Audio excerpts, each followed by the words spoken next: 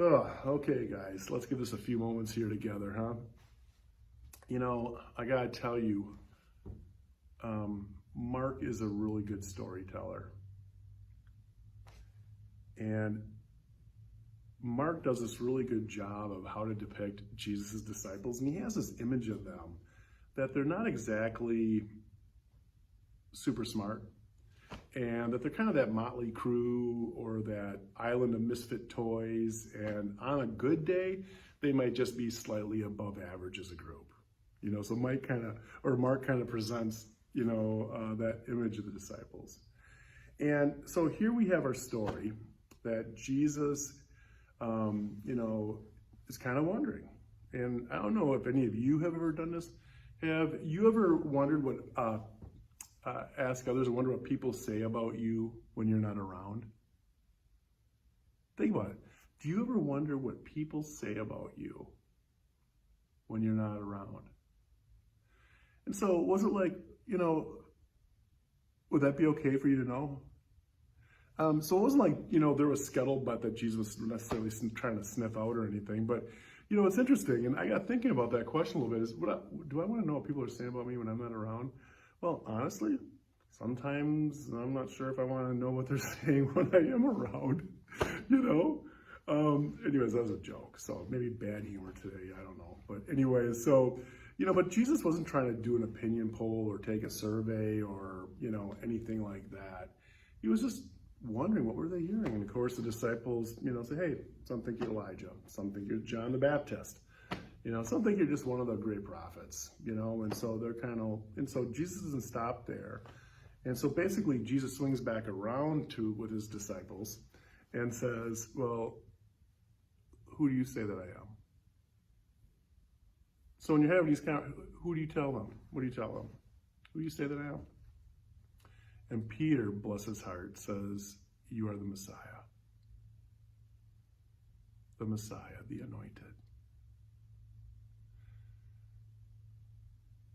I got thinking about that because it's interesting that in Mark's gospel, Rob Redmond talks about how Peter's confession in chapter 8 that we just read, and using the word, Messiah, Christ, and all of that. The last time that happened in Mark's gospel was way back in chapter 1, verse 1. And all to this point in the other chapters leading up to chapter 8, nothing. Not using that word. So this, in the middle of Mark's gospel, of the 16 chapters, this is a pinnacle moment. This is a pivotal moment in how the disciples understand Jesus' identity.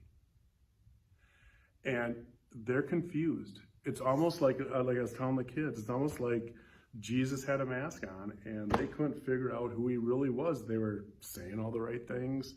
They were trying to do all the right things. But you know what? In the end, they weren't quite getting it because their image of a Messiah and identity from how they grew up and how they were taught was, this is going to be a king.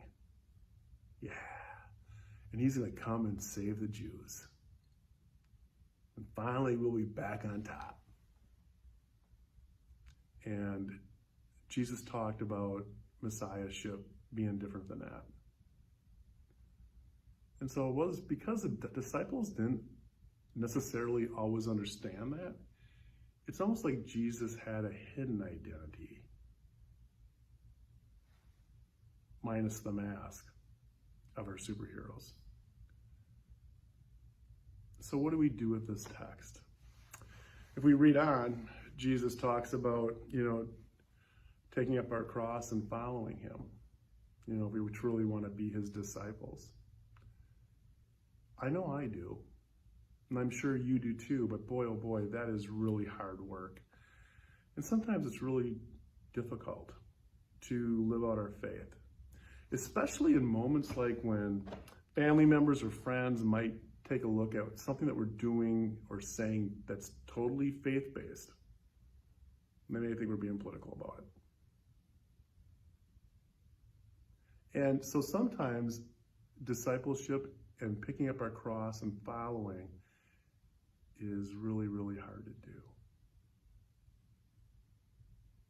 Just one really simple example of following Jesus in discipleship and picking up a cross. And again, I'm sure for Pam's sister and brother-in-law, it wasn't that heavy of a cross, but I'm sure it was a little bit of a cross for them.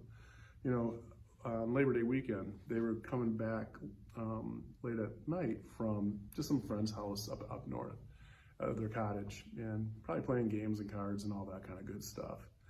And they're coming back, and it was, you know, getting close to midnight, and they saw this car in the middle of nowhere pulled off on the side of the road, so they stopped to see if they needed help. And it was a young couple with a baby, and they were completely lost. They were trying to find some cabin, and all they could do was describe it. They didn't know where they were going, and they had to hit a tank of gas. Well, Pam's sister and brother-in-law, bless their hearts, who are followers of Jesus, very faithful disciples involved in their church, told them to follow them back to their cabin. And so they put them up for the night and gave them breakfast the next morning. Went to the shed and got a couple gallons of gas and put it in their car. And then drove them to the location where they needed to be to enjoy the rest of their Labor Day weekend at a cabin where this young couple with the baby was staying. Again, for Pam's sister and brother-in-law, this is probably not the heaviest cross in life. It was kind of a cross because, you know, who knows how other family members feel. Some might say, what were you thinking? Something terrible could have happened to you. And I know for me and for Pam, we're like, yay, way to go, way to live out your faith. You know, and stick your neck out there to really help somebody, to be that good Samaritan, to take that risk. For them, it might have been low level. For others, that might have been high level. Like, oh my gosh, are they going to do something to us? But they did it. And what a beautiful story that is of hospitality, going back to that again. And so I tell you that simple story, that there are moments when we have really heavy crosses we have to bear, or people that we know have to bear, that we either need to carry ourselves or help them carry. And then there's other crosses that we carry that might be a little bit lighter, that are more manageable. Discipleship is not easy. Sometimes it won't run smack dab opposite of what society says. But as Peter confessed, Jesus is the Messiah, the anointed one, the Christ. And he helps us carry our crosses for us. Amen.